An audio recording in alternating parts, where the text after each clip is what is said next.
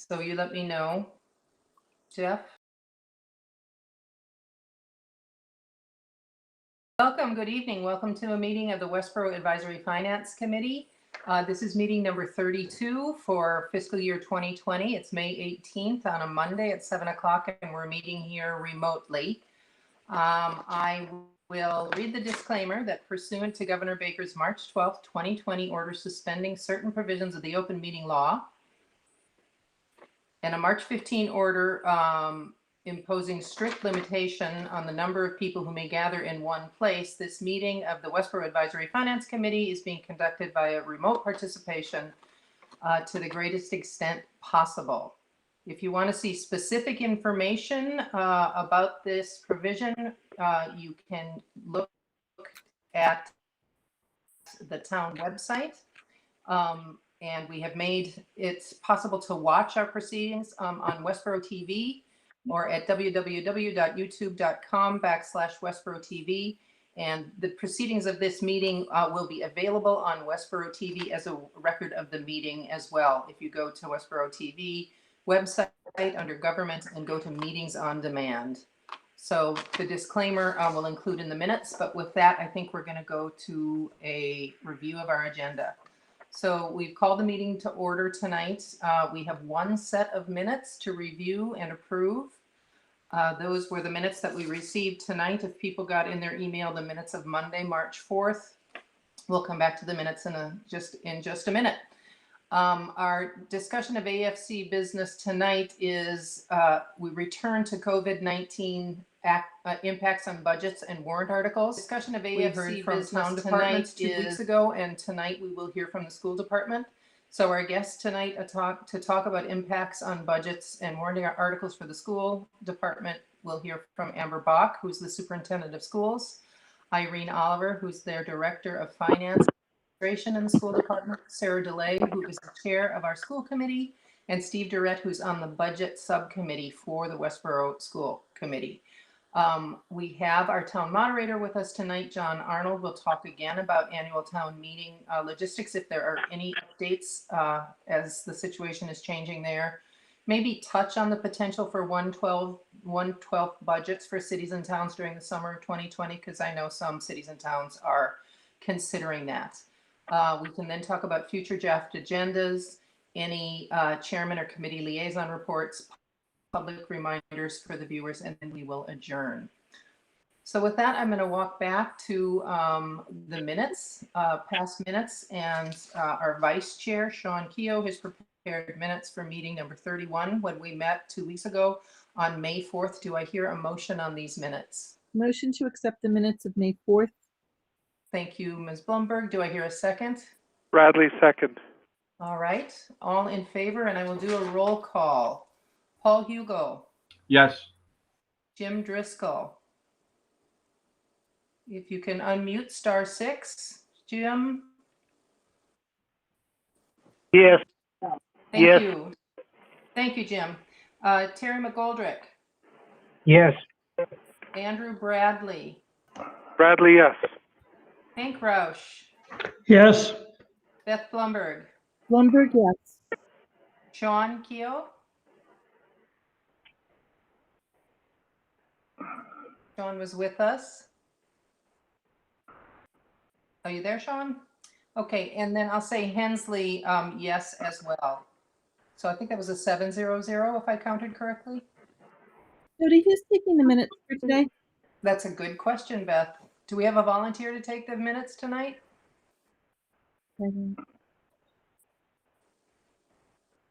We'll follow up. The proceedings are going to be available at Westborough TV, so we can circle back and retrieve the minutes from there.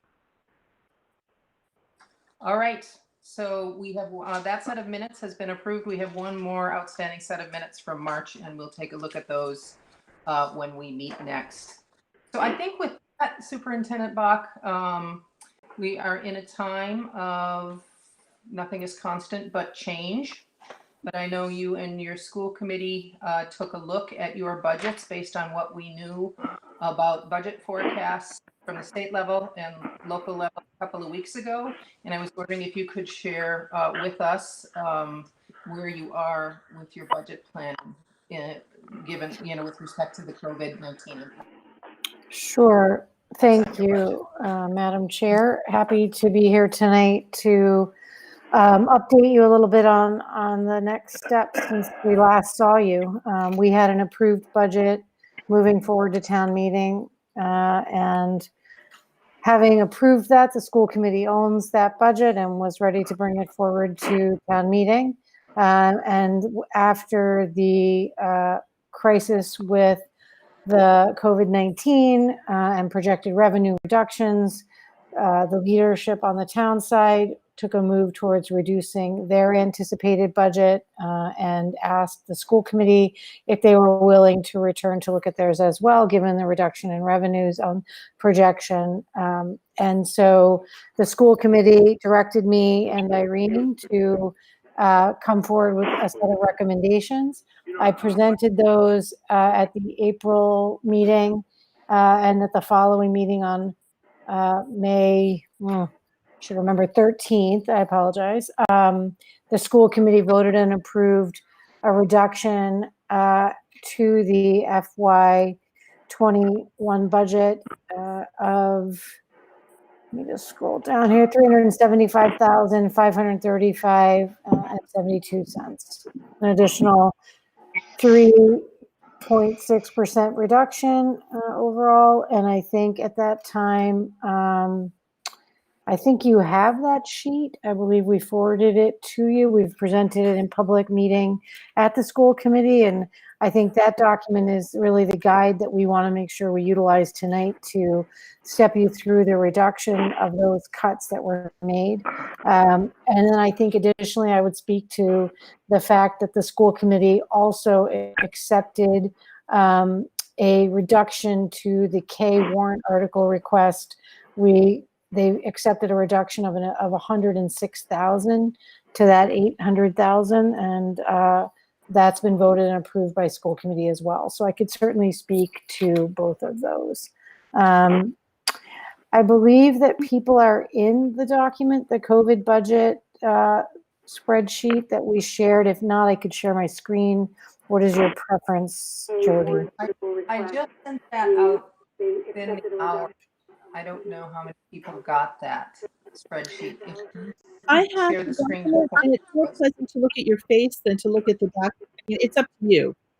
Well, it doesn't matter. You see my face all the time and you might be better with the numbers. So how about if I share my screen, Jody? Would you want me to do that? Let me see if I can And then pull it you up come on. back to, you can go through the itemized and then come back to us to answer your questions. Sure. So I don't have the, let me see if I can present here. Hold on. Let me do my entire screen. Let me see if it's going to let me. Okay. Share. All right. So let me just see if you're seeing that. All right. Amber, just So- for clarity, I'm assuming that the assumptions behind the budget are face-to-face school and full-time kindergarten. The assumptions behind the budget are for, I would say, Hank, yes, certainly face-to-face school or whatever school is in session. But this budget as designed is for operations of the district as they have always run, and full-time kindergarten, yes. So why don't I can you guys see my screen? Yes. You are seeing my screen. All right. So let me step you through. Is it big enough? You need it a little bigger? Is that better? Yes, that's better. All right. Yep. So Irene, I think Irene is in here. Irene, are you here? Can I interject? I think a few of us need to mute our microphones. Okay. Does someone have background? If you have background noise in your room, please mute, hit the mute or *6. Thank you. So let me do this. So the overall salary reduction was taken across a range of expenses, and I'll step through what those were and then I'll answer questions. We reduced the salary line item by $97,695. We achieved that by hiring 3 replacement positions at a much lower entry rate. We try to average a mid-range in terms of cost estimate for hiring positions. Again, some positions are easier to hire at a low rate, new teacher. Others, if you look at like a high school chemistry or physics teacher, you might need to hire with more experience. So we tend to average out the cost of that hiring. We carry a master's step, I think 8 level for the general cost for hiring. So to achieve the $97,000 cut, we commit to in replacing retiring and leaving staff at a lower percentage. And then we deferred the hiring of 1 position until January. So those were the line items that allowed us to reduce the salary item. I'm going to keep scrolling down here. We reduced the sub line item by 18,000 with a plan to do less professional development and to provide less coverage for paraeducators when they are out. Oftentimes when paraeducator is covering a complex student, if that para is out, we get a sub so that that student's day can remain stable and the classroom teacher has support that they need to manage the student. We're reducing that line item. Again, it's a minor reduction and we will assume that it will or will not hit that level, but we'll reduce it for professional development. Again, we reduced a para salary by deferring a hiring of 1 para through at least middle of the year. And that reduced the para salary line item by $12,500. That brought the salary section to $128,195. And then we went into the expense line items. Here you'll see that there's some specific reductions. We reduced travel in that line item with some specific line items where we will not attend certain conferences, and reduce the line item that the assistant superintendent used to send directors and things to conferences. We then reduced the supply budgets as you look across the general supply line items per building. Because we are not in operations the 4th quarter of this year, we have accrued savings on paper and other supplies and expenditures that we haven't had to use. Typically, spring is a very busy time for projects, paper, production, all the things that we do in running an active 4,000 student organization.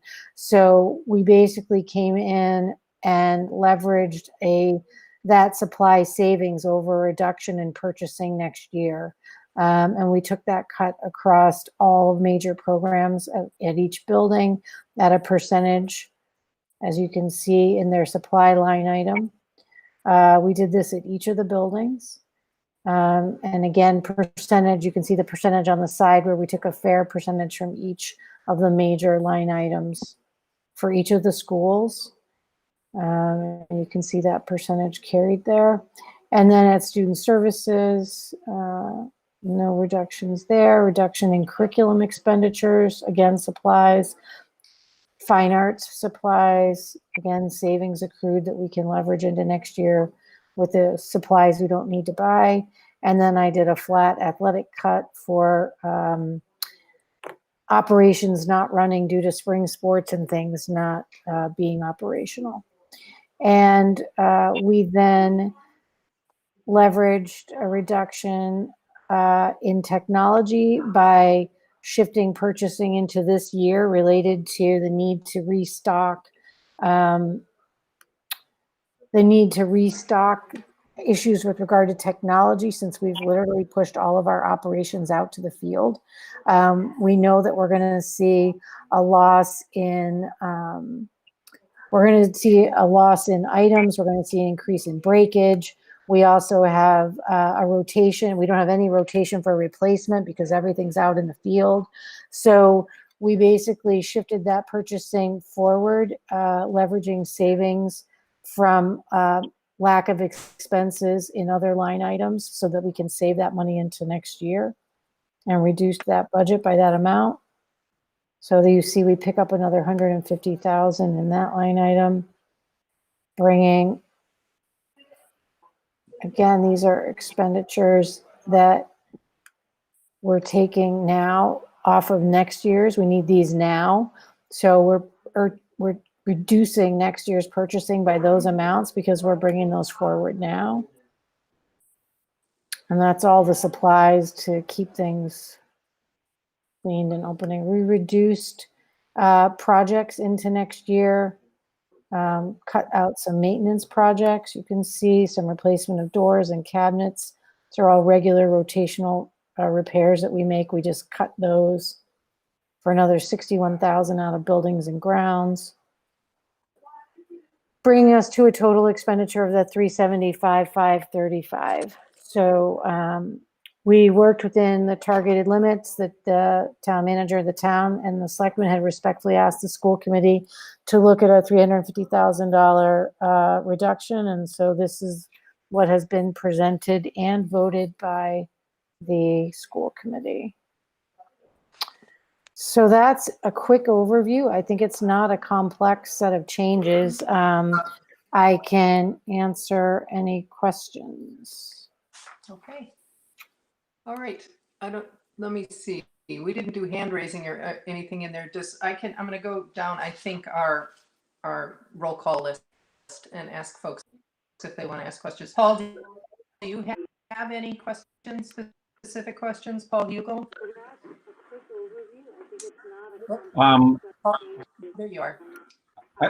I had questions that I think got answered at the school committee pretty well, as far as I was asking about contingencies for, if school doesn't physically meet in the fall. And I think the answer that I got from that, I pretty well, accepted as far as thinking. I mean, I'd love to see a lot of, I know there's a lot of contingency planning going on, but, and I know there's also so many variables that you can't nail it down until it starts to evolve. So I think I'm pretty good at that. Thank you.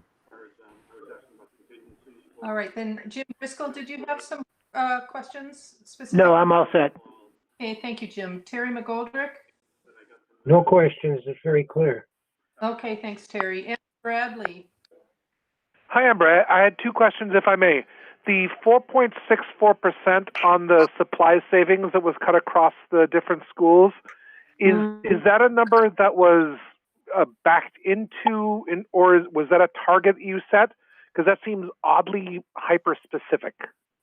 So what I did was I looked at, for example, the savings in paper that I know we've accrued because of the amount of paper we have left in district that we do as a pre-purchase mid-year to take us through to the end of the year. And I just cut that amount and I shared it out across the buildings. So, I illustrated it as a fair percentage cut to the principals because that was equitable. But the actual number that so the answer is I backed them into accepting the cut. It's in the sense that we had clear numbers of accrued savings in terms of some supplies, specifically the paper purchases that we make, where we know we expend a certain amount each year. So we deferred. We're like, okay, we won't buy $70,000 worth of paper because we know we've got stock right here. We can do a clear count on click savings for the copy machines as an example. Yeah. And we basically then took those savings and pushed them across the 6 buildings at a fair share of the cut. It would vary in some senses. I mean, obviously it's a higher number at the high school because they're just a bigger organization. But for example, they have a variable, they copy more than the elementary schools, but I did leverage the cut kind of equitably, which seems more fair to the principals. Yeah, thank you. That makes a ton of sense. I appreciate it.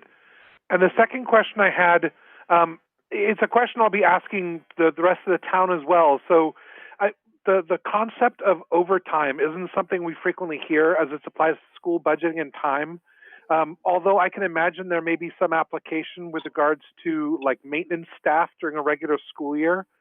So could you talk about whatever, would have been reflected in your budget in terms of whether there would have been more overtime in this new world or less in terms of however you would have been paying that out? Because I don't see that reflected in any of the costs, plus or minus.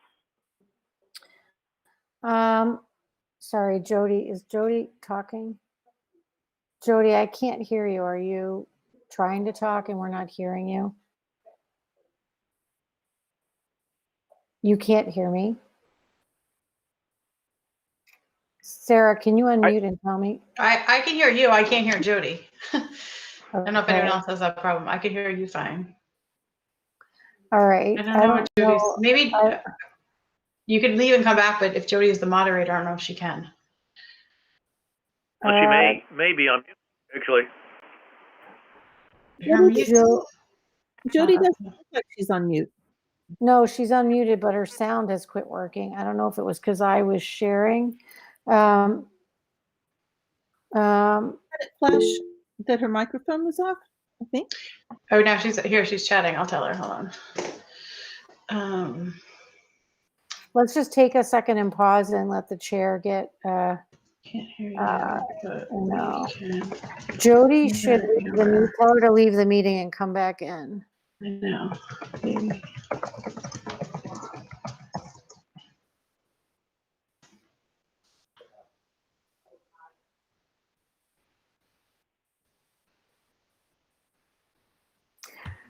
Typically, This is Paul. I wonder if some other people can make comments or questions in the interim. sure. I as long as Jody can hear, I just am cognizant of the fact that she's the chair and I don't want to, decide that I can proceed in her meeting without her. So I guess I'll defer to your team, Paul. I just want to be respectful. Well, maybe Sean can make the decision. He's the vice chair. Yeah, I agree. Nope. I apologize. It took me a while to get onto the call. So I think we're all having difficulties. I think this, from what I saw, from where I caught on, I think it all looks pretty straightforward. Superintendent, thank you very much. Yeah, thank you, Sean. I'm aware of the fact that we have a question on the floor from Andrew, and I am just, let's see, it looks like Jody is now Jody's back. And Jody, if you unmute, you should be okay. You want to click unmute? She's back in. She's still on mute. Here. Tell her to unmute. Tell her to unmute.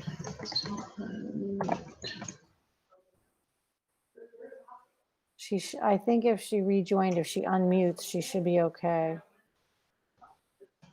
So as a point of reference, I should say that I think something happened where a couple of folks got kicked out. I know I got kicked out. I've now logged back in as my normal Gmail account. So I appear as Monty Python, although clearly I am not my wife. Nor am I Monty Python. But I wonder if that might be. Oh my God. Well, I can see that when Jody logged back in, there she is. Jody. Yes. There you go. We can hear you now. Good job. Yeah, I don't know what happened. That's You're not okay. moving It's that. technology, you guys. We all have to be flexible. I just want you to know this is what our teachers are coping with when they're trying to teach kids and keep them from losing ground. So it's a challenge, and I just want to compliment all of us for doing the good work to accomplish the business of the town, however we have to. So good for us. Thank you. So Andrew had a question, and I believe he was trying to understand overtime. And so Andrew, could you restate your question? I'll make sure I don't babble on and not answer what you are trying to understand. Sure. We've never seen your budget down to the level where we would see lines of detail about overtime for work. But I'm curious to know in what has happened for your planning or what has happened for this budget. I don't see anything about overtime reflected in savings or in additional costs, because I don't know if that even plays into your budget at all. But it's a question I'll be asking, all the different departments. So I just thought I could ask you to speak to maybe what is the role of overtime. Maybe it's just in something like maintenance, for example, where that will come to Sure. effect. But Sure. what is overtime and what is the reality of that for your current budgeting? Sure, no, that's a great question. We are always happy to show you exactly what we carry in overtime. Irene has it as a line item in the budget, and she carries a percentage each year per unit based upon the typical expenditures of what overtime is for custodial staff. Teachers, we don't have overtime hours for them, so that doesn't work, but we carry a proportion of overtime for staff where it's in their contract or might be a part of their service to the community. Typically, custodians do a good amount of overtime, maintenance workers, sometimes secretarial staff. So that type of team. We did accrue some savings this year in overtime, which is for example, those savings, we had savings in subs, which is where you see it's another version of kind of a portion of salary we carry, because when teachers aren't there, you have to have a sub. It's a type, it's not overtime, but it's kind of like an example where you carry a percentage.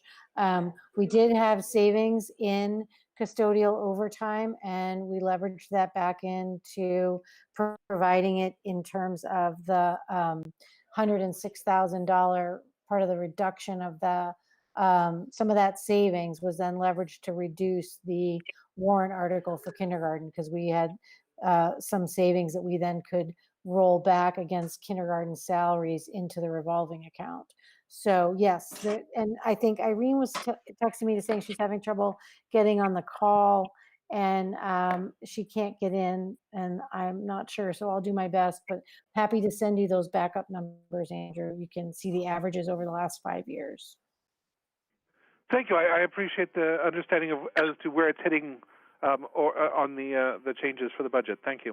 Yeah, the other thing about overtime is we have seen some increases in overtime. For example, we have an increase in overtime out of the revolving account that exists for the Chartwell's staff. That comes out of these savings for Chartwell's. Now, we will see a loss of revenue on the Chartwell side if for a cost they don't get, they don't make in profit, and then also for non-COVID, refunded costs that they've been helping to provide during this crisis. And the staff that were willing to come in were paid time and a half because they were willing to come in and work during a phase when they were putting themselves at personal risk. So that was how Chartwell's made available the opportunity for a small number of staff to choose to come in and work. In general, the overtime dollars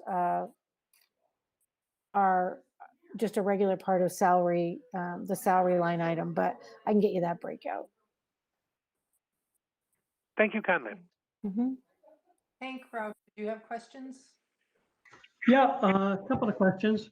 One is, I know the school had been working with First Student to see if there was a possible rebate in the FY 2020 spending because the bus service was discontinued.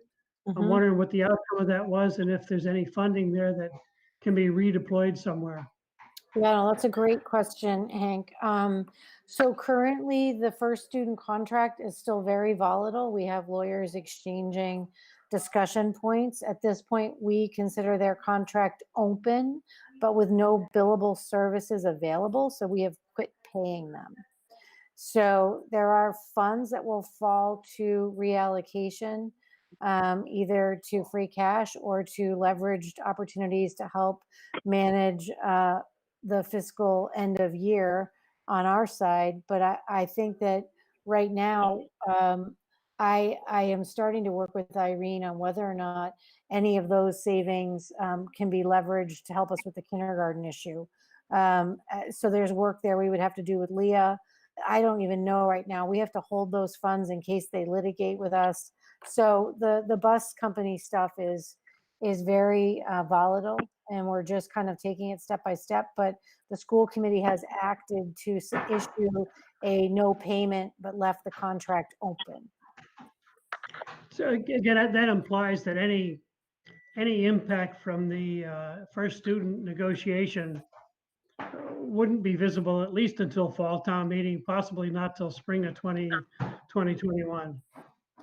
Yeah, I mean, I would like to think sooner, given where we are in such fiscal disarray with our own anxieties around what the revenue sources in town are going to look like. I mean, if as soon as we can, act on that, we will. I mean, we issued legal letters because the school committee wanted to move it forward as clearly as possible. So we certainly have that concern as well. We need to protect ourselves that we don't leave ourselves with no funds for litigating should we be pushed to it. But I'm hopeful we can resolve it without that, and that number would free up for leverage decision making to the school committee as soon as possible. Good, thank you. Another question would be, is there a point in time when we can expect to have a better understanding of what the 2021 reimbursements will be from the state? Is that going to occur before the annual town meeting, or is that another one that'll be deferred? Do you mean the chapter 70 for the town? Well, there's a variety of revenue that comes from the state. I don't remember all the categories.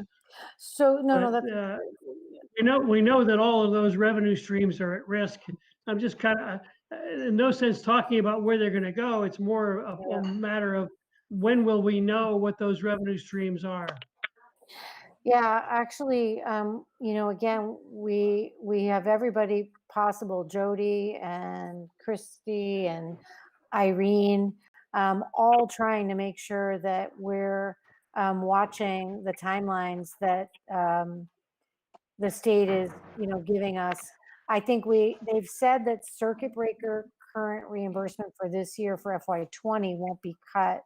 Who knows what circuit breaker percentage would look like for 21? That doesn't come out until August or September typically. So I think we'll find that not until early September.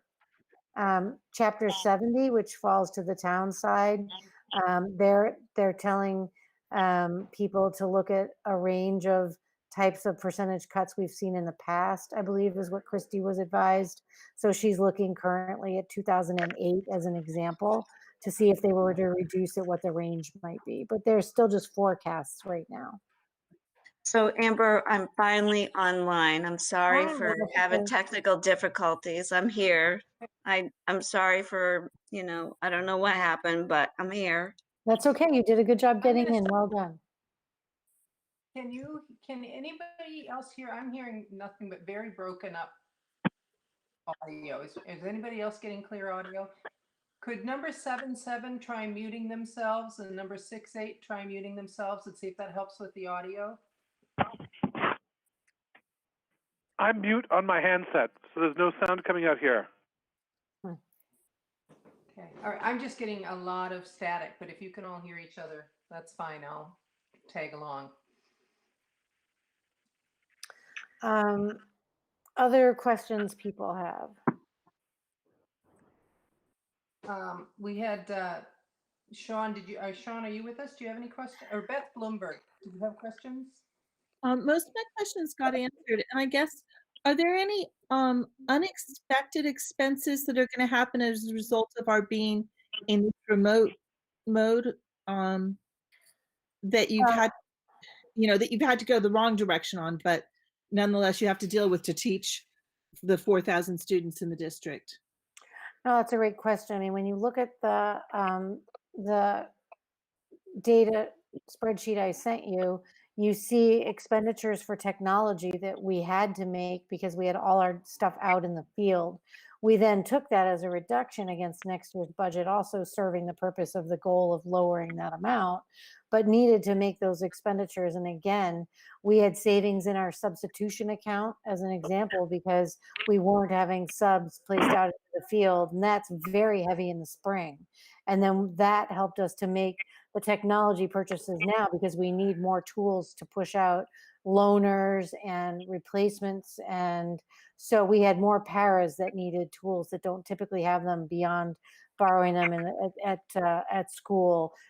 teachers that needed a second device. So things like that. We had more families that requested checkout of devices, iPads and things. So you can see in the line item we provided down there under technology, we escalated those expenditures this year to push those out now. Again, unexpected and unanticipated. John had budgeted for those as cycle replacement into next year's budget. So we pulled those forward and reduced next year's budget against that amount. So. Okay. What do you do when you have families that don't have internet? So we every month, this again, sidebar topic, and happy to talk about it, anytime, but we've contacted all 4,000 students in our district and worked individually with every family. We've provided hotspots. We've gotten donations to cover Wi-Fi bills that have been cut off. John is actively working every day to keep every child in our district connected. Excellent. Thank you. Mm-hmm. Okay. I know Sean had said Sean said he was good, Jode, when you were checked out and then came back in. He said he thought his questions had been answered. Yeah, all said, hey, Jody, thank you. You bet. I don't have anything else for the schools other than Amber, I know, and we were in a finance team meeting today, and we expect some more forecasts coming from the state. As a matter of fact, the Massachusetts Taxpayers Foundation sent out a press release this afternoon, which I will forward to you all. And I know that the town manager is working on a new set of numbers that she is going to be sharing with the Board of Selectmen on the meeting. And let me see when their next Tuesday meeting is. It is I think the 28th. 26th, Yeah. May 26th. So we will be convening again as an advisory finance committee on June 1st, following up what the town manager shares with the Board of Selectmen on the 26th.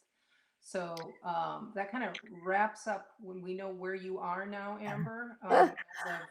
I'm in Ohio, so that's it. Physically, I'm in Ohio. My mother's ill, and I'm visiting her. And in terms of where we all are with this crisis, I just want to say I feel very fortunate to be working with such a functional community. I feel like AFC has been spot on to help us think things through. I think the school board, school committee has been very responsive to, looking at financial numbers and understanding our role in the town budgeting, and working with the town manager and her team and the selectmen has been a very much kind of we all want Westborough to come out on the other side of this healthy and fiscally healthy as well. And these are very hard times for everybody. And so thank you. I just want to say I feel proud to work for you as a member of the community. So we are doing all sorts of projections, lots of schema analysis, and working to figure out how to manage the finances of this. So I'm sure we'll be talking a lot more between now and any return to normal operations.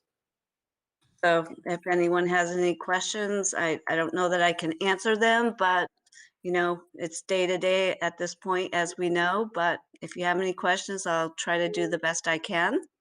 I'm here to offer up anything that you might have Sure. after this meeting. Thank you very much, Jody. Yes. And Sarah and Steve, thanks so much for your vigilance and for if you want to share any insights with the committee before we wrap up this agenda item. I think Beth is trying to. I would just like to say that we understand on the school committee what kind of a pinch the town is going to be in, not only as a result of the discussions we had on the budget, but also the fact that revenue is going to be down by virtue of a series of taxes that the town normally collects just aren't there because nobody's working. So we took it to heart just as well as everybody else in the town that we needed to find places that we could share those things that we could, and logically justify why we were doing that. And I think Amber did a good job in explaining that. So again, we're all on the same team trying to do the same thing, and we appreciate the opportunity to do so. Thanks. I agree. Thank you. Thank you, Steve. All right, so we're gonna check out from here. I'm actually gonna go spend some time with my family, and I look forward to returning to you soon. All right, everyone?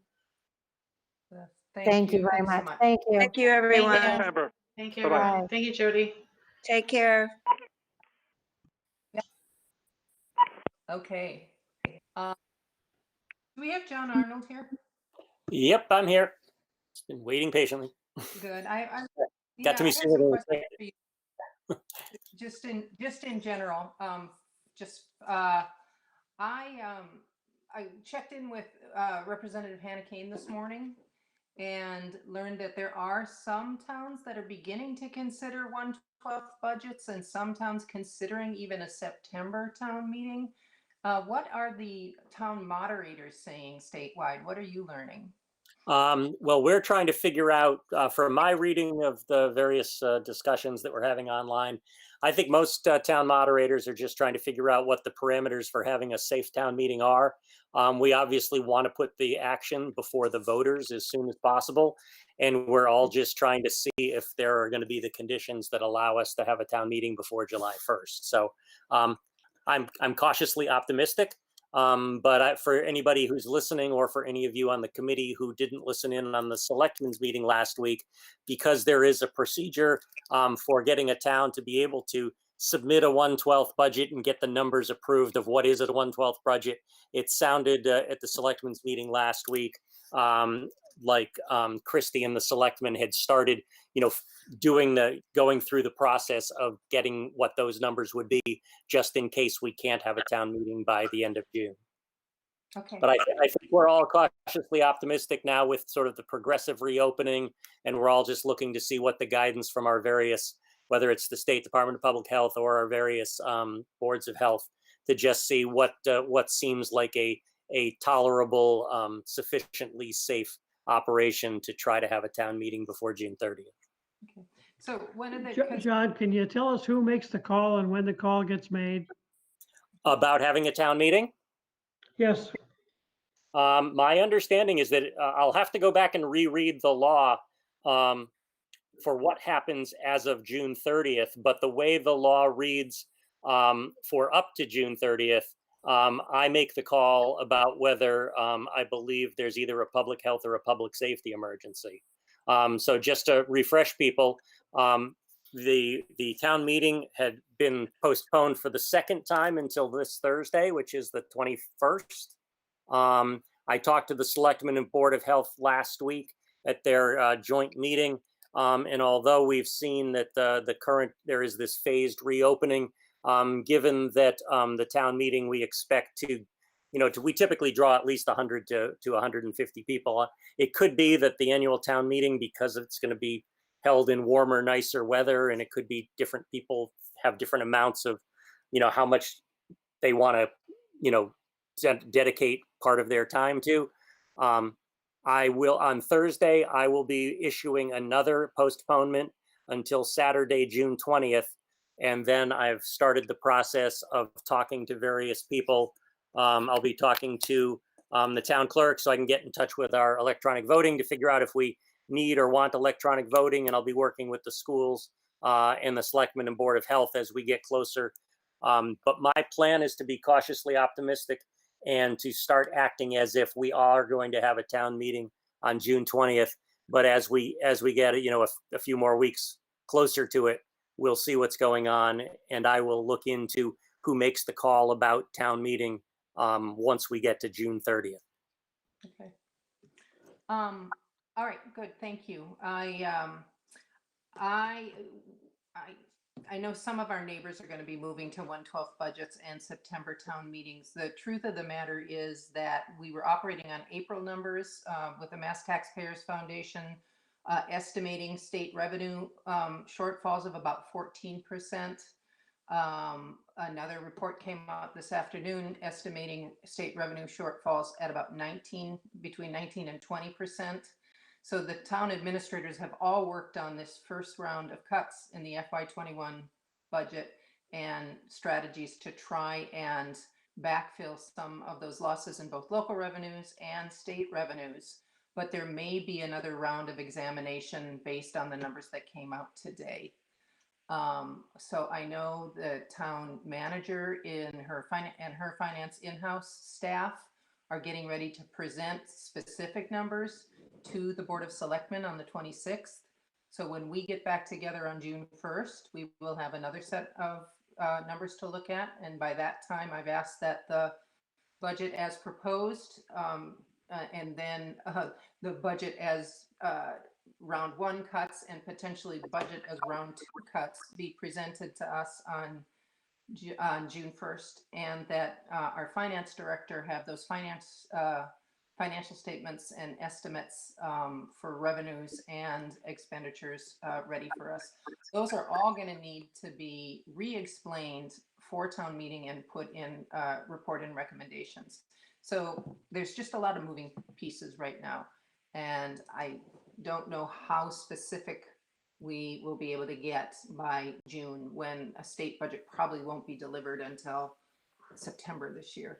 But I wait to see how the town manager and the Board of Selectmen figure that out, and I look to you to tell us when the town meeting will actually be. Yep. Hi, so I have a question in terms of, we had the warrant article and it was closed a certain number of days before town meeting, but now that we've moved town meeting out, you know, do we get to reopen those warrant articles? And like, what is the logistics of that warrant versus our town meeting date set in the future?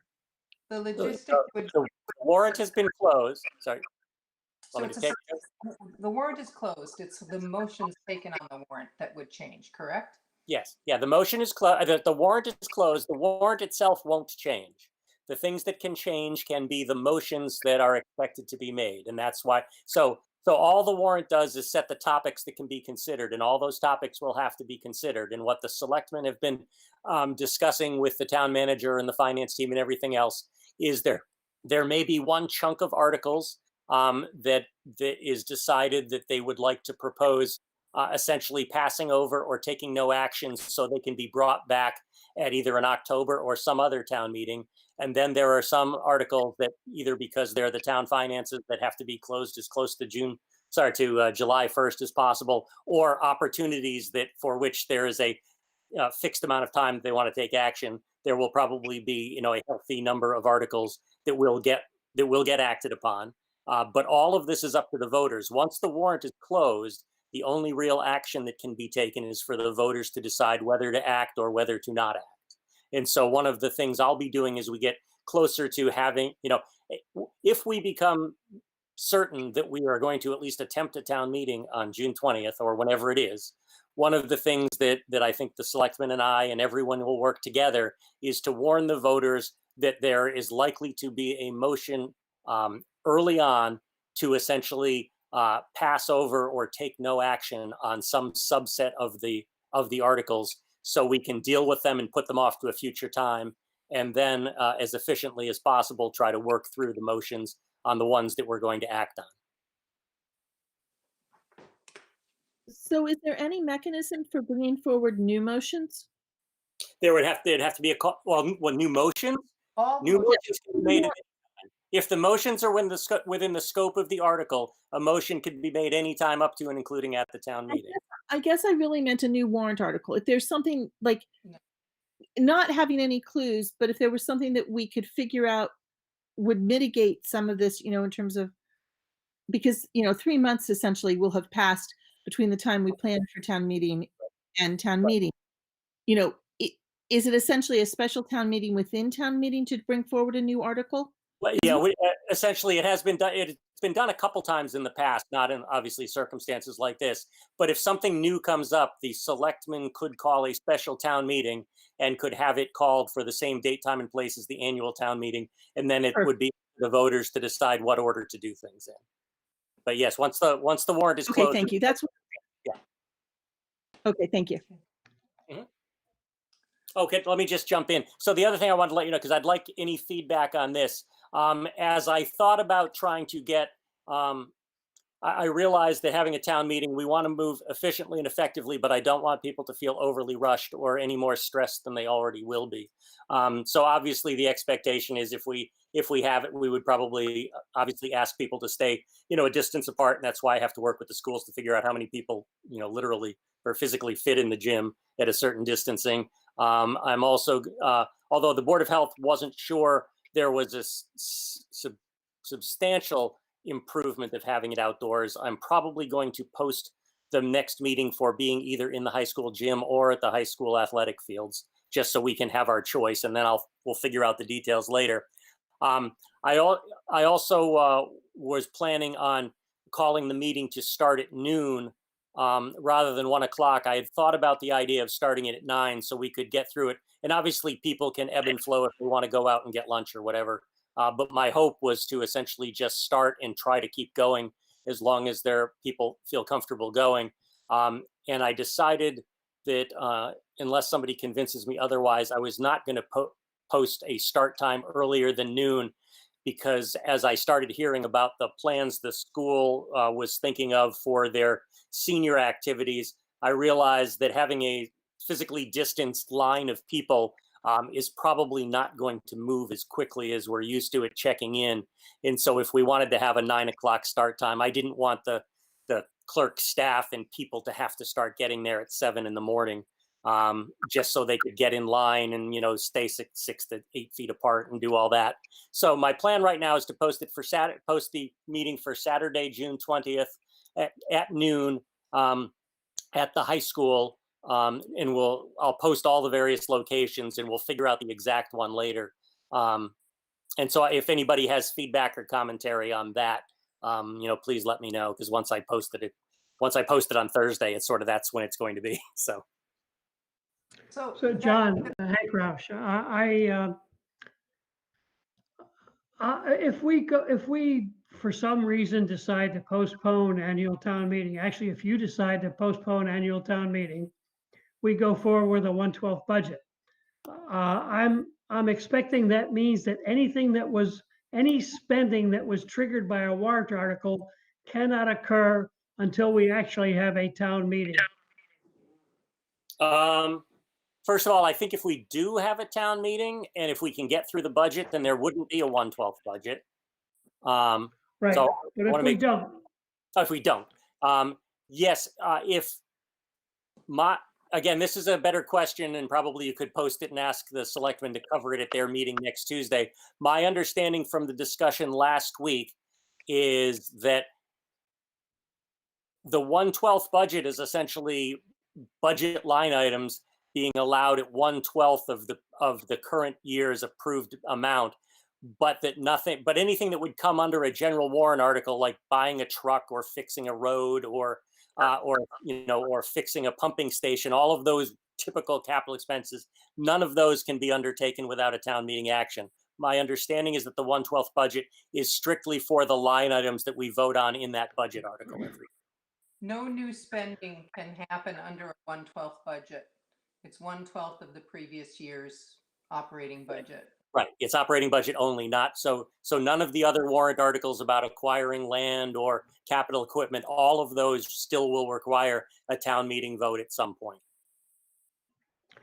So one of the value added that the finance committee can provide is to kind of look at the warrant articles and see if there are any of those warrant articles that are so compelling it would cause us to want to force a town meeting or put more incentive toward having a town meeting.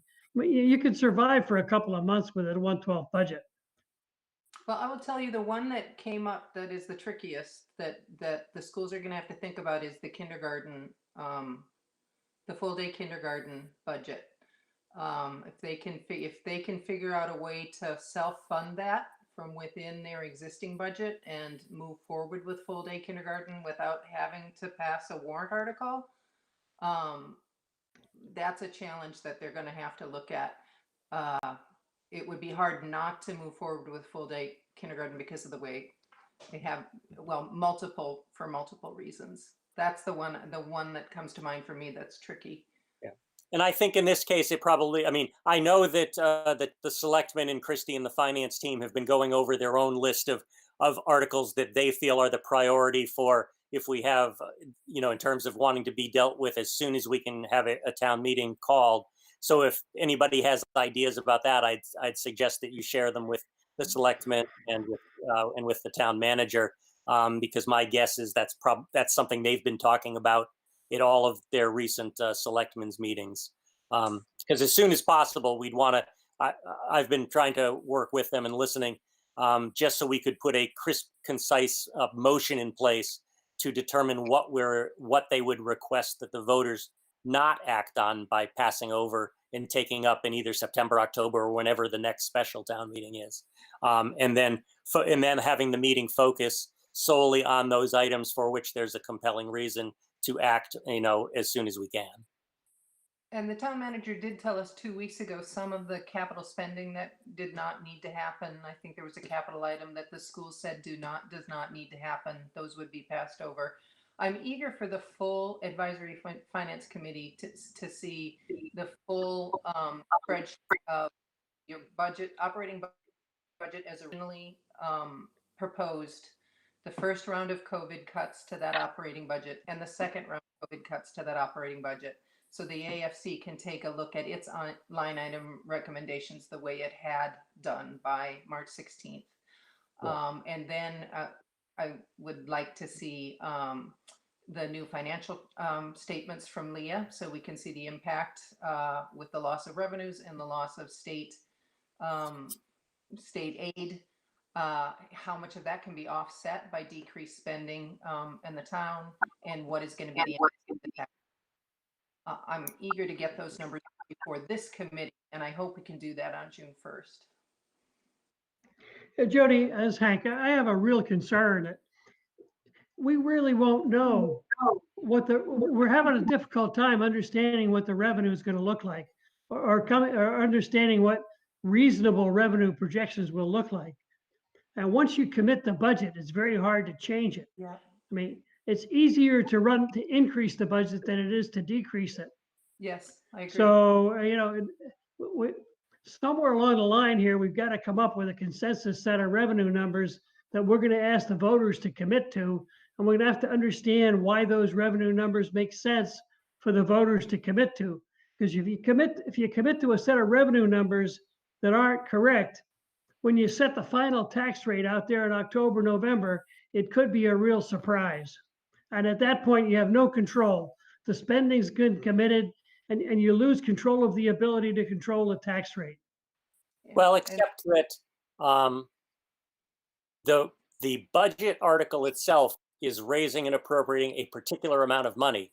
Now, some departments may expect revenues to come in that they can spend above and beyond that, but without another town meeting action, the amount raised and appropriated can't change. Right, So but it can't go down, John. The problem is it can't go down. And if the state reimbursements go down substantially, there may be expenditures that we plan that we can't make go down, and then the doggone tax rate goes out of control. Yeah, that is exactly what I'm worried about, is that, and Leah Talbot is working on projections, and she'll tell you where she's come in and what that's going to do to the tax already. But if the state revenues that she's projecting go down another 5%, and we've committed to that budget, that 5% goes to the taxpayer here. Yeah, I mean, typically in a business situation, when you have this kind of uncertainty, what you typically do is you do a sensitivity analysis. You do a set of revenue projections, and then you do a set of most likely revenue projections.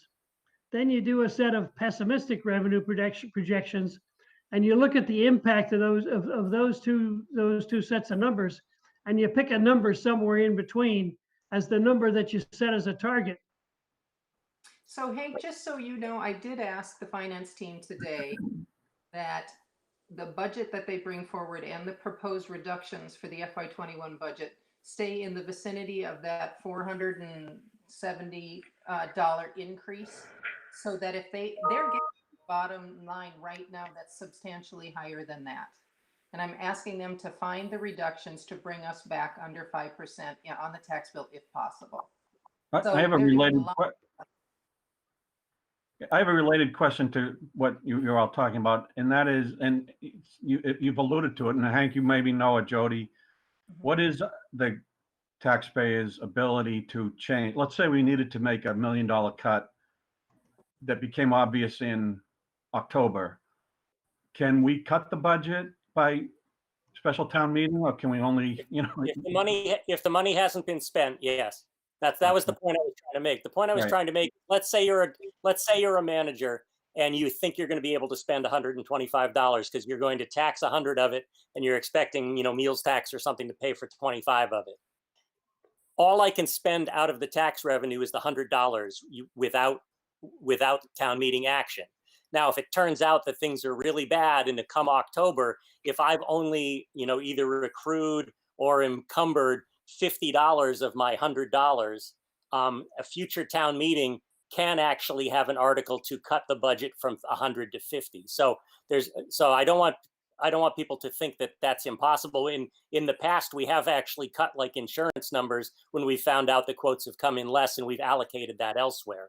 So I don't think I mean, you can check with this with the finance team, but my understanding is if the town says that we're going to raise and appropriate $100, for something, then the most that can be spent off the taxpayer's dollar is that $100. And if you're expecting to be able to spend more from revenues that don't come in, that doesn't mean that without another town meeting vote, you can just go carte blanche, spend that money you were expecting. So I think most of these things could be tidied up in October or some future special town meeting. But if the state revenues don't come in and we have obligations, we still have to pay. That I'm. Well, those are obligations. So that would be what, the debt budget? Well, what are our obligations other than that? Well, if the general budget is passed, because we're looking at a finance table that says we have enough state revenue to support this general budget. And then we find out in September, the state aid is 10% lower than we thought it was when we had a town meeting in June. So we get 10% less state aid. Right. What happens then? Because we've set our budget. Yeah, you can't spend that money. You can't spend that 10% you were expecting. You can spend it, and unless and until the town meeting takes a future action, all that the tax money can be spent on is the money that's raised and appropriated or voted on at town meeting. But John, if you've hired employees and you've made commitments to contractors and you've started, routine projects and things like that, it's very, very hard to stop those things. But it would be illegal for anyone to spend tax money above and beyond that. It may be difficult, it may be awkward, it may be non-optimal, but I just don't want people to think that somehow the tax money can be allocated without a town meeting vote, because that's not the way it works. Well, I understand that. So that's why people should be prudent about projects they start and people they hire until things are straightened out. But I don't want people to think that just because it's awkward or difficult or inconvenient, that somehow it doesn't take a town meeting vote to essentially spend more money than the town has raised and appropriated. So I am not understanding, because if our recommendation is that we don't hire additional teachers and we don't hire additional policemen, and those are the kinds of recommendations we want that general. We would want that number removed from the FY21 general operating budget. Those are the kind of cuts that they are thinking about now, in order for us to double the tax, to add several $100s to the local tax bill. Right. But my point would be, and again, I'm not speaking as moderator, I'm speaking as sort of a past finance committee person, because it's up to the town to do.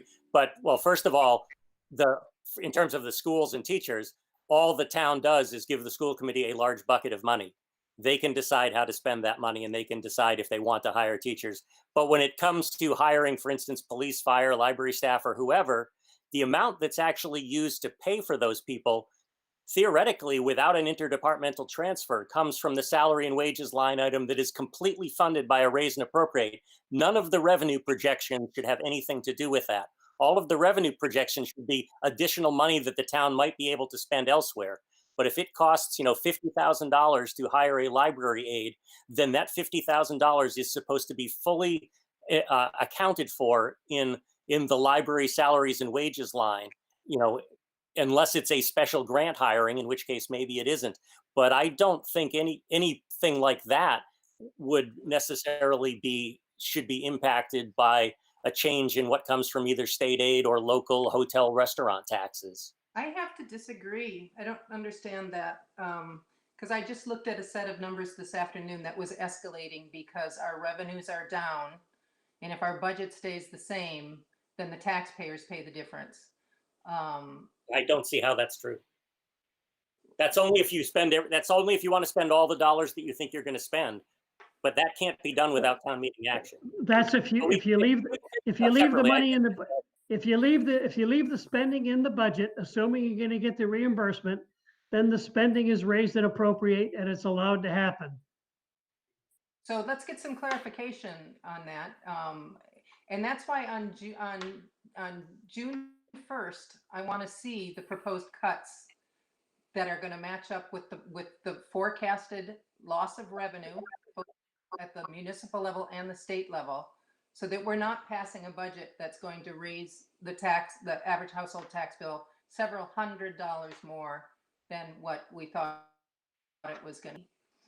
So, I mean, those are the numbers I was looking at today, John. So I'm not. But the budget, I don't want to. Leah Talbot, I don't want to belabor it. redone financial statements showed that if we don't change the operating budget, we will have a much bigger increase in our average household tax bill. And that's why we need to change the numbers in the operating budget that we're proposing for this town meeting. Well, I mean, we can go over this individually, or you can ask the selectmen. But if you remember, at the raise and appropriate amount of the budget is exactly that. It's a raise and appropriate amount. It is a raise and appropriate amount, and that's all that can be spent for that budget.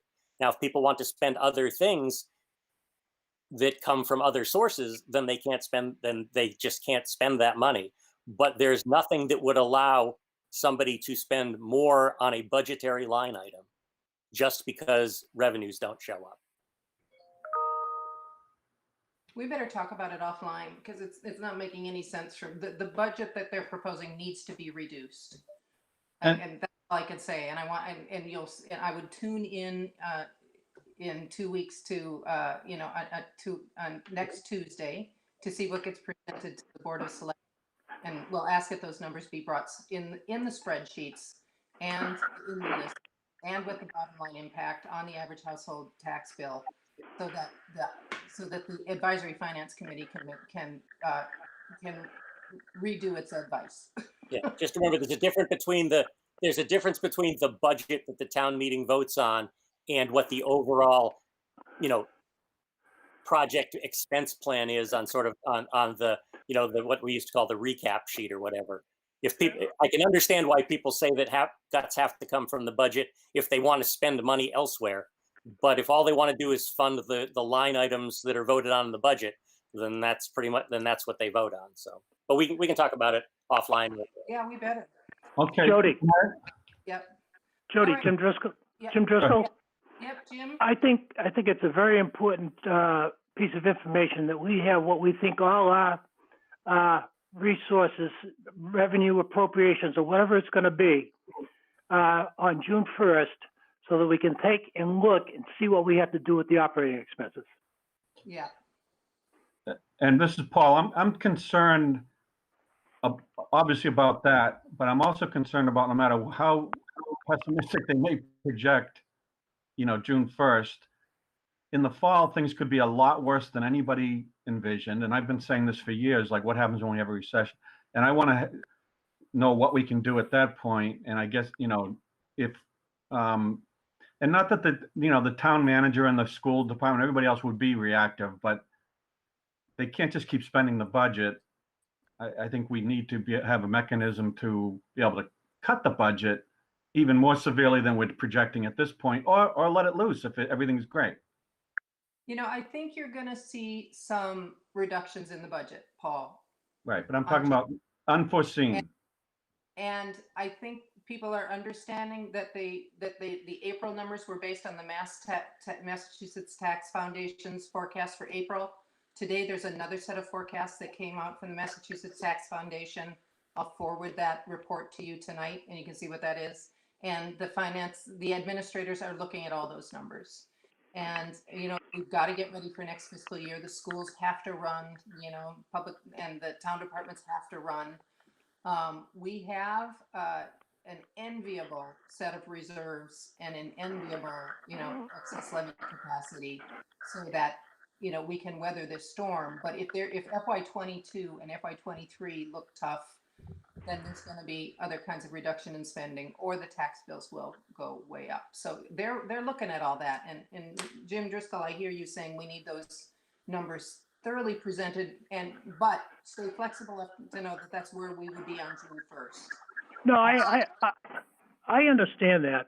Yeah. But as you just mentioned, we went from 14 to 19% in revenue projections being down. Yep. That's a 5% nutcrack. It is. That's from $4.5 million to $6. That's right. And in some way, that's going to affect Westborough. Yes, it is. And right. And then when they can present to us what it does to the tax bill, we work our way back up from there. That's right. And we'll see those numbers again on June 1st. And then go to work in setting up a new set of advice to try and advise town meeting about that. So yeah, we'll have our work to do, and it's unnerving, but it's unnerving for 7.5 billion people on the planet right now. So, Jody, when we're ready, I got another question for John Arnold. Sure. Yes. Go ahead, Hank. John, is there a target date when you would expect to make a decision about whether to defer the June 20th date for town meeting? I would hope to have an initial feel about that at the joint meeting of the Selectmen and Board of Health 2 Tuesdays before that. So let me look at my calendar here. So I would hope to have, do we think we're on track on Tuesday, June 9th? And then obviously I would revisit that the 16th. And then as soon as I do the delay to the 20th on this Thursday, I will start a process of checking in regularly with everyone, figuring out what I think the logistics are, and also working with everyone to make sure we understand what the choices are if we feel that June 20th can't work safely and we think there's still an emergency. Because by then I just would want to get clarity from town council and the selectmen and everyone about whether the call would be on. We just have to go reread the law, because the law changed at least once since this whole process started, about whether I can continue doing 30-day delays, or once we get July 1st, do we go under the assumption that the town has to be working on a 1/12 budget, and does that change anything about whether it's me or the selectmen, or jointly how we figure out how to go forward? So obviously as I get a feeling of how things are, I will report back regularly, but I think we'll have a pretty good sense by June 9th. So essentially a couple of weeks from tomorrow. And then I'll be checking in regularly throughout that. But obviously my goal is, if we think the meeting can't happen, to let people know as soon as possible. But also I want to make sure that we have enough time to publicize if we think the meeting will happen. So A, we can work out the logistics, and B, we can, get people ready to plan on attending if they think they can attend. That's great. Good. So what that implies for a work plan for the finance committee is that in June, we've got at most 15 days to put together a book. Yeah. Probably more like 14 days. So starting June 1st, we've got about 2 weeks that we have to plow through and do whatever we're going to do, and be ready to release a book around the 14th. Yep. Yeah, and that's why I'll reiterate, I will try to send mail to Christy, but obviously Jody can too. I think a key thing is to find out what we expect people agree upon as articles that don't need to be considered, because that way the committee can consider whether it agrees, because that'll take a bunch of articles off the plate. If the committee agrees that, that of the 27 articles, 10 of them don't need to be acted upon, then that cuts down the workload and can focus on the ones that are remaining. And hopefully the selectmen will have a good sense of that after their meeting next Tuesday. Okay. All right. that's what we know for now. We will be bringing more information on June 1st. You're right, Hank, if we're moving to a June 20th town meeting and we don't get the next set of numbers and the next set of advice until June 1st, that's a lot of work for this committee in that short amount of time. But let's find out how far they get by June 1st and keep an eye on the Board of Selectmen meeting on Tuesday, May 26th, which I'll not find it administrative. This is Paul. I'd suggest that the printing of that book for what I think will be 50 people to show up for town meeting shouldn't drive us as much as proper deliberations. If we can't make the deliberations in 3 days or something in order to meet a printing schedule, everybody has a phone and they can get it online. I wouldn't let that be the driving force of everything. Paul, Jim Driscoll, I tend to agree with you. I think the Finance Committee's primary job is when we look at those expenses and look at the revenue stream that we're all in agreement with as to what we want to tell town meeting. Right, and we do have to get it articulated clearly in a format and a booklet and forces us to do that. One way or another, we have to rewrite it and get it laid out and articulate. It's possible we could consider two separate documents. One is the warrant articles as written because we know that what they are, and then a separate, and that can be done and out of the way, and then a document that's more specifically, here's our recommendations with more verbiage of, due to COVID-19, we're recommending this be passed over versus due to COVID-19, we think this is more important that we pass this.